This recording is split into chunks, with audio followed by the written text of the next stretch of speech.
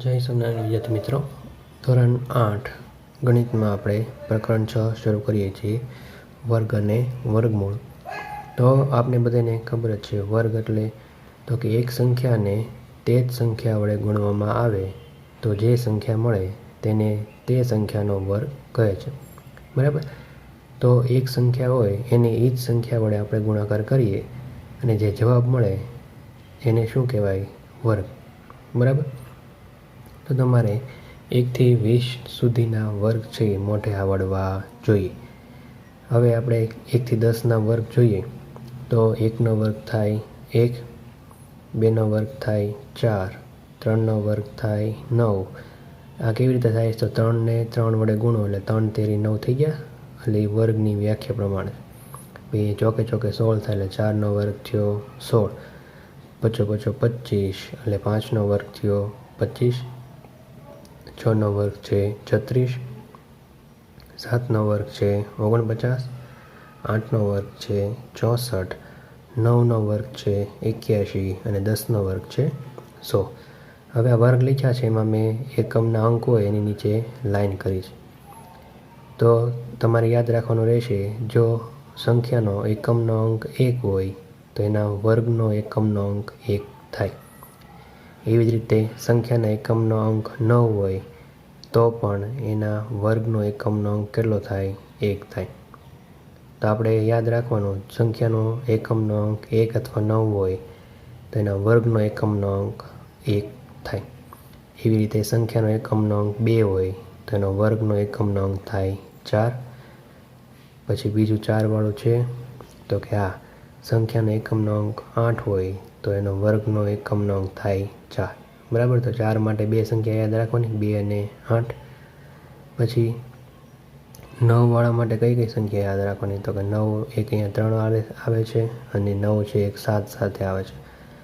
તો વર્ગના એકમનો અંક 9 હોય તો એ સંખ્યાનો એકમનો અંક 3 અથવા તો 7 હોઈ શકે. એ જ રીતે 16 છે એમાં 6 તો એકમનો અંક 6 હોય વર્ગનો, તો બીજી એવી છે તો કે આ 6. બરાબર. તો જે સંખ્યા છે એના એકમનો અંક શું હોય? 4 અથવા 6. તો આવી રીતે તમારે યાદ રાખવાનું રહેશે. બરાબર. હવે આ વસ્તુ યાદ રાખવાનું, એકી સંખ્યાનો વર્ગ એ હંમેશા એકી સંખ્યા જ મળે અને બેકી સંખ્યાનો વર્ગ છે હંમેશા બેકી સંખ્યા મળે. હવે વર્ગ સંખ્યાઓનો એકમનો અંક 0, 1, 4, 5, 6 અથવા 9 છે. તો હંમેશા આપણે જોઈએ છીએ જ્યારે પણ સંખ્યાનો વર્ગ કરીએ ત્યારે એકમનો અંક કાં 0 હોય, કાં 1 હોય, કાં 4 હોય, કાં 5 હોય, કાં 6 હોય અથવા 9 હોય. આની સિવાય હોતું નથી. બરાબર. તો આપણે યાદ રાખવાનું કે સંખ્યાનો વર્ગ આપ્યો હોય તો એમાં એકમનો અંક છે 0, 1, 4, 5, 6 અથવા 9 છે કે નહીં જોઈ લેવાનું. બરાબર. જો આ સંખ્યામાંથી ન હોય એટલે કે 2, 3, 7 અથવા 8 હોય તો એ વર્ગ છે એ કોઈ પણ સંખ્યાનો નથી. બરાબર. તો હંમેશા યાદ રાખવાનું, જે સંખ્યાની એકમનો અંક 2, 3, 7 અથવા 8 હોય એનું વર્ગમૂળ નીકળે નહીં. બરાબર. એટલે એ કોઈ પણ સંખ્યાનો વર્ગ નથી. હવે બે સંખ્યાઓનો વર્ગો વચ્ચેની સંખ્યા ગોતવાની કીધી હોય તો તમને બે સંખ્યા આપેલી હોય, એ બે વચ્ચે કેટલી સંખ્યા આવે છે એ તમારે શોધવાની હોય. તેનું સૂત્ર છે 2n. n એટલે આપણે નાની સંખ્યા લઈને ગુણાકાર કરવાનો બે હારે. જે જવાબ મળે આટલી સંખ્યા છે એ બે વર્ગ વચ્ચે હશે. હવે આપણે સ્વાધ્યાય 6.1ના દાખલા ગણીએ. તેમાં આપણે પહેલો પ્રશ્ન આપેલો છે કે નીચે આપેલ સંખ્યાઓનો વર્ગ કરવાથી એકમનો અંક છે એ શું મળશે? બરાબર. તો હવે જે સંખ્યા આપેલી છે એમાં એકમનો અંક છે એ વર્ગ કરવાથી શું મળે આપણે કહેવાનું છે. હમણાં આગળ આપણે શીખી ગયા. બરાબર. એકી સંખ્યાનો વર્ગ કરીએ તો એકી સંખ્યા મળે છે અને આપણે આગળ શીખ્યા હતા 1નો વર્ગ 1 થાય, 2નો વર્ગ 4 થાય, 3નો વર્ગ 9 થાય, એવી રીતે. બરાબર. હવે જે સંખ્યા આપેલી છે એનો પહેલાં એકમનો અંક જોવાનો. આનો કેટલો છે? 1 છે. તમને ખબર ન પડે તો 1 ગુણ્યા 1 કરો તો જવાબ શું મળે? 1 મળે. તો 81 એના વર્ગ કરવાથી એકમનો અંક શું મળશે? 1. તો અહીંયા લખીએ એકમનો અંક બરાબર 1. પછી બીજું છે 272. હવે આપણે છેલ્લો એકમનો અંક જ જોવાનો છે. તો અહીંયા 2 ગુણ્યા 2 કરો અને કેટલા થાય? 4 થાય. તો 272નો વર્ગ કરો, એનો એકમનો અંક કેટલો થશે? 4. તો અહીંયા લખીએ આપણે એકમનો અંક બરાબર 4. પછી 799 છે. તો અહીંયા છેલ્લો આંક 9 છે. તો 9 ગુણ્યા 9 અને 9 81. હવે અહીંયા નહીં લખવાનું કે એકમનો અંક 81 થાય, પણ અહીંયા શું છે? 1 છે. તો અહીંયા આપણે લખવાનું એકમનો અંક બરાબર થાય 1. આ એકમનો અંક જ લેવાનો છે, એટલે એ ખબર પડવી જોઈએ. પછી તો કે 3853 છે. એમાં છેલ્લો આંકડો 3 છે. 3 ગુણ્યા 3 એટલે કેટલા થશે? 9. તો અહીંયા આવશે એકમનો અંક બરાબર 9. એવી જ રીતે આપણે 5મો પ્રશ્ન આપેલો છે 1 2 3 4. છેલ્લો આંકડો શું છે? 4. તો 4 ગુણ્યા 4 બરાબર થઈ ગયા 16. આપણે એકમનું કામ છે એટલે શું છે? 6. અહીંયા લખીએ આપણે એકમનો અંક બરાબર 6. પછી આ જે સંખ્યા આપી એમાં છેલ્લો આંકડો 7. તો 7 ગુણ્યા 7 સત્યો 49. એકમનો અંક શું થયો? 9. તો અહીંયા આપણે લખીએ એકમનો અંક બરાબર 9. પછીની સંખ્યા આપેલી છે એમાં તો કે છેલ્લો આંકડો કયો છે?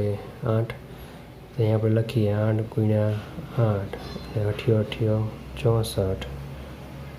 એટલે અહીંયા થાય એકમનો અંક બરાબર 4. અહીંયા છેલ્લાનું જ કામ છે આપણે. પછી તો કે 0 છે. તો અહીંયા 0 ગુણ્યા 0 એટલે જવાબ 0 આવે. તો આ સંખ્યાનો વર્ગનો એકમનો અંક શું થાય? તો એકમનો અંક બરાબર થશે 0. પછી અહીંયા આપણે જે સંખ્યા આપેલી છે એમાં છેલ્લું કયું છે? 6. તો 6 ગુણ્યા 6 એટલે 6 36. એમાં એકમનો અંક કયો થયો? 6 થયો. તો અહીંયા આપણે લખીએ એકમનો અંક બરાબર 6. હવે છેલ્લી સંખ્યા આપેલી છે એમાં કેટલા છે? 5. તો 5 ગુણ્યા 5 એટલે 5 25. એકમનો અંક કેટલો મળ્યો? 5. તો અહીંયા આપણે લખીએ એકમનો અંક બરાબર 5. તો આવી રીતે જે પણ સંખ્યા આપેલી હોય એકમનો અંક કીધો છે એટલે એ સંખ્યાનો પહેલો આંકડો જોવાનો, એનો વર્ગ કરીએ એટલે જે જવાબ મળે એનો એકમનો અંક જોવાનો. એ આપેલ સંખ્યાનો વર્ગનો એકમનો અંક થશે. પ્રશ્ન 2 છે નીચેની સંખ્યાઓ માટે સ્પષ્ટ છે કે તે પૂર્ણ વર્ગ સંખ્યાઓ નથી. પૂર્ણ વર્ગ એટલે કે કોઈ પણ સંખ્યાનો વર્ગ નથી. બરાબર. પૂર્ણ વર્ગ એટલે જે પણ સંખ્યા હોય એનો વર્ગ કરીએ અને જે જવાબ મળે એને પૂર્ણ વર્ગ કહેવાય. તો એ પૂર્ણ વર્ગ સંખ્યા નથી. કારણ સહિત જણાવો.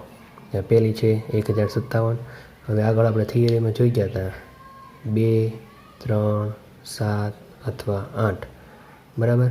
આ 4માંથી એક પણ એકમનો અંક હોય સંખ્યાનો તો એ પૂર્ણ વર્ગ કહેવાશે નહીં. તો અહીંયા 7 છે એટલે આ સંખ્યા પૂર્ણ વર્ગ નથી. તો અહીંયા આપણે લખીએ કે સંખ્યા પૂર્ણ વર્ગ નથી કારણ કે એકમનો અંક 7 છે પછી આપણે લખવાનું પૂર્ણ વર્ગ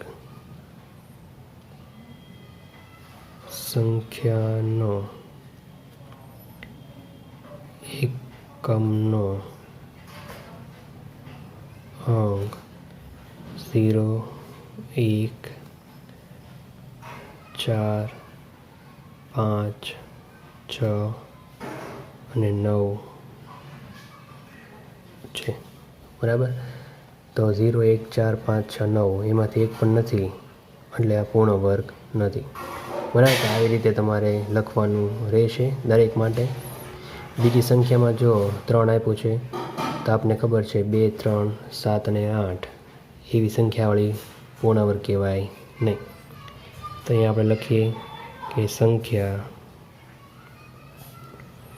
પૂર્ણ વર્ગ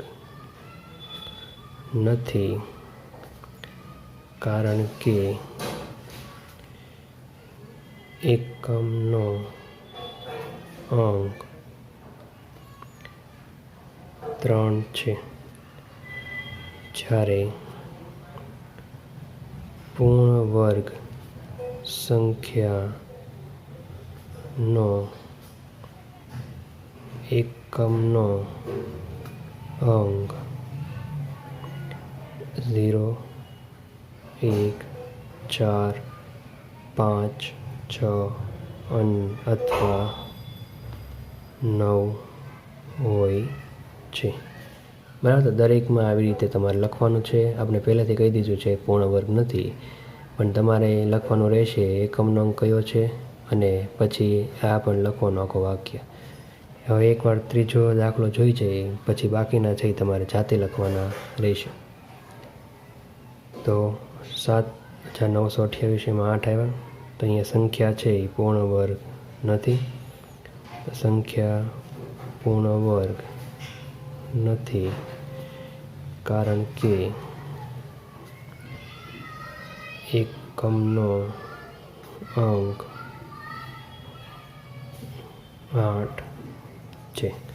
બરાબર. પૂર્ણ વર્ગ સંખ્યા ન હોય એ આપણે લખવાનું આવી રીતે રહેશે. આખું આવી રીતે લખવાનું છે તમારે. બરાબર.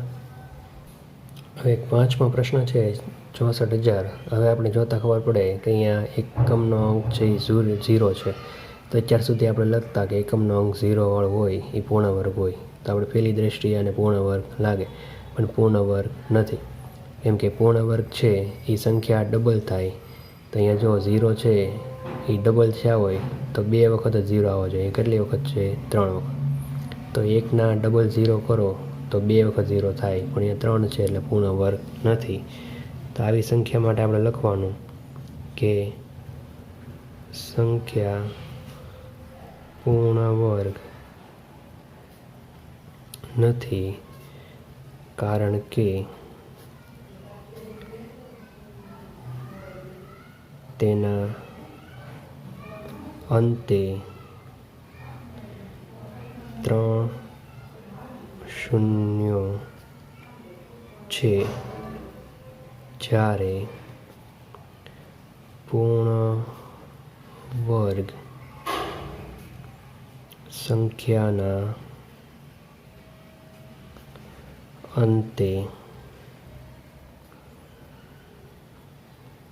બેકી સંખ્યામાં શૂન્ય હોય છે. બરાબર છે. તો એ પણ જોવાનું આપણે કે કેટલી અંકમાં શૂન્ય છે. એકી સંખ્યામાં શૂન્ય હોય તો પૂર્ણ વર્ગ નથી, બેકી સંખ્યામાં શૂન્ય હોય તો પૂર્ણ વર્ગ છે.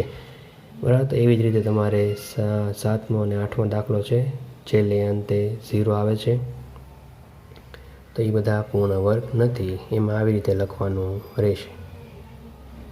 હવે ત્રીજો પ્રશ્ન આપેલો છે, નીચે આપેલી સંખ્યાઓમાંથી કઈ સંખ્યાઓ વર્ગ કરતાં મળતી સંખ્યા એકી સંખ્યા હશે? તો હવે નીચે સંખ્યા આપેલી છે, એમાં કઈ સંખ્યાનો આપણે વર્ગ કરીએ તો એનો વર્ગ છે એકી સંખ્યા હોય. તો આગળ આપણે શીખી ગયા એકી સંખ્યાનો વર્ગ કરવાથી જે સંખ્યા મળે એ કેવી હોય? એકી સંખ્યા. તો જો 4,331 છે, આ 431 છે એ કેવી કહેવાય? એકી સંખ્યા છે, કારણ કે છેલ્લે 1 છે. તો અહીંયા આપણે લખીએ કે 431 એકી સંખ્યા હોવાથી તેનો વર્ગ એકી સંખ્યા છે. આવું જ લખવાનું. જો એકી સંખ્યા હોય તેનો વર્ગ પણ એકી સંખ્યા આપને મળે. હવે બીજો જો 2826 છે. આ 6 આવ્યા એટલે શું થયું? તો કે બેકી સંખ્યા. તો બેકી સંખ્યાનો વર્ગ છે એ કેવો મળે? બેકી સંખ્યા. તો અહીંયા આપણે લખશું 2826 બેકી સંખ્યા હોવાથી તેનો વર્ગ બેકી સંખ્યા છે. બરાબર. ત્રીજો પ્રશ્ન જો 7779 એટલે આ કેવી થઈ? એકી સંખ્યા થઈ. તો અહીંયા આપણે લખીએ 7779 એકી સંખ્યા